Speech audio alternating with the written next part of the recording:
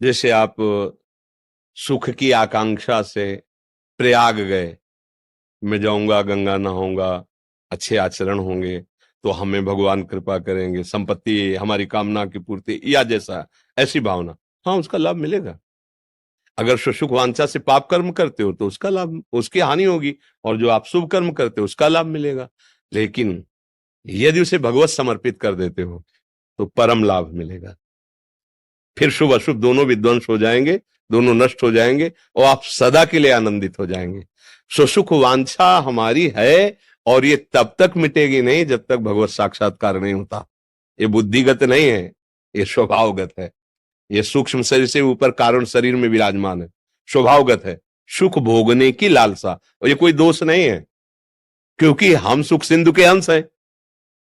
भाई, हमारी उत्पत्ति जो हुई है वो सुख समुद्र भगवान से है, उन्हीं के तो अंश है ना। तो सुख समुद्र भगवान का अंश सुख की खोज कर रहा है, पर दिशा गलत हो गई, अंतर की जगह बाहर हो गई, और बाहर है विषय, तो विषयों में सुख का खोज कर रहा है। यही अज्ञान, यही उसके जन्म मरण का हेतु हुआ। तो सुसुख वांछा बाधक नहीं है, बाधक सुसुख वांछा का गलत जगह भोग करना, गलत जगह से प्राप्त करना। हम नाम कीर्तन में भी तो सुखी होते हैं, दूसरे को पवा के भी तो सुखी होते हैं, किसी बीमार की सेवा करके भी तो सुखी होते हैं। तो सुख तो मिल ही रहा है ना। भगवान की आरती कर रहे हैं, श्रृंगार कर रहे हैं, तो सुख तो हो रहा है ना। उनकी कथा गा रहे हैं तो सुख तो हो रहा है ना। ये वास्तविक स्वसुख है, स्व आत्मस्वरूप, ये वास्तविक। जो हम स्वसुख मान रहे हैं शरीर का, भोगों का, ये पर है, स्वसुख नहीं है। हमारी बात समझ में आ रही? दूसरे से जो सुख प्राप्त करने की लालसा है वो पर है, और स्वसुख, जैसे प्रभु अपनी आत्मा है, अपने हैं, उनका नाम, उनकी कथा, उनकी लीला, उनके धाम, उनके रूप का चिंतन, उनके भक्तों के बीच में बैठकर आनंदित, ये वास्तविक स्वसुख है।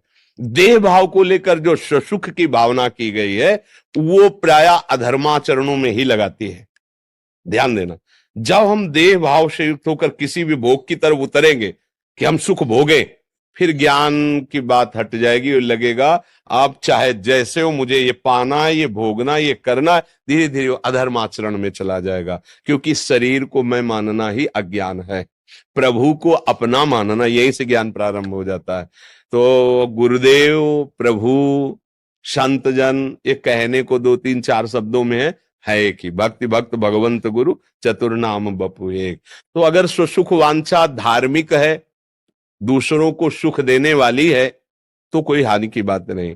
लेकिन वो राक्षसी है सुसुख वांछा, कि चाहे मरे मुझे सुख भोगना है, ये आसुरी भाव का त्याग कर दे, तो सुसुख वांछा भी वास्तविक स्वसुख में पहुंच जाएगी। स्व, शंकर सहज स्व रूप संहारा, लाग समाधि अखंड स्व, हम उस स्व की बात कर रहे हैं ना। तो अगर हम स्व पर को स्व मान लेंगे तो फिर बात बिगड़ जाएगी। ये शरीर और प्रकृतिजन्य भोग पर हैं, ये स्व नहीं है। प्रभु, प्रभु का नाम, प्रभु का रूप, प्रभु की लीला, प्रभु का धाम, ये स्व है, क्योंकि हम उन्हीं के अंश हैं। अगर इस भाव से हम कहीं भी कुछ भी, तो हमसे अधर्म होगा ही नहीं, क्योंकि प्रभु सामने है, प्रभु लक्ष्य में है। और जब शरीर लक्ष्य में होता है तो चाहे जितना सावधानी करें, अधर्म हो ही जाएगा। शरीर प्रधान भाव रखने वाला देहाभिमानी, उसके द्वारा दो प्रकार के कर्म होते रहते हैं, शुभ और अशुभ, लेकिन भागवतिक कर्म नहीं होते। जो शरणागत होकर संतों का सत्संग सुनता है भाव, उसके अंदर फिर एक शुभ अशुभ से अलग कर्म होता है भागवतिक। जो कर्म हुआ प्रभु की प्रेरणा से, प्रभु को समर्पित करते हुए शास्त्र सम्मत कार्य करना, तस्मात् शास्त्रम प्रमाणम थे, अब वो ऊंचे उठ जाएगा, वो आध्यात्मिक की भूमिका पर विचरण करेगा और वास्तविक सुख को प्राप्त कर पाएगा।